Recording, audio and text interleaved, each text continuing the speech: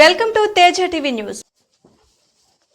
భారత రాజ్యాంగాన్ని గౌరవించి దేశాభివృద్ధికి యువత పాటుపడాలని విజయనగరం సీఐ ఈ నరసింహమూర్తి అన్నారు.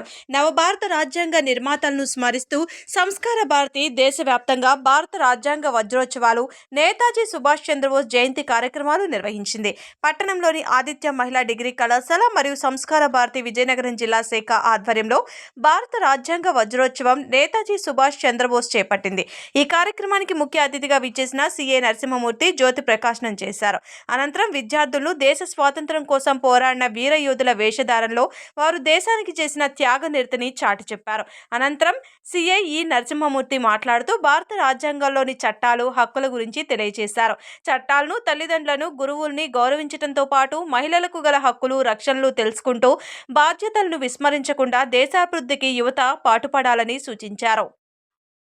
సంస్కార భారతి జిల్లా అధ్యక్షులు చివుకుల శ్రీలక్ష్మి సంస్థ జిల్లాలో చేపడుతున్న కార్యక్రమాలను తెలిపారు. సభా సంచాలకులు విఎస్ లక్ష్మి, కళాశాల ప్రిన్సిపాల్ ఎల్వి రాజేష్ కుమార్, అధ్యాపకులు ఐ శంకర్రావు, సిహెచ్ భవానీ, న్యాయవాది దాసరి పద్మ తదితరులు ఈ కార్యక్రమంలో పాల్గొన్నారు. అది ఒక రికార్డు, అది కూడా ఇక్కడే మొదటిసారిగా అవుతుంది. మూడో రికార్డు ఏంటో తెలిసిందా? భారత రాజ్యాంగ వజ్రోత్సవాలు జరుపుకుంటున్నాము.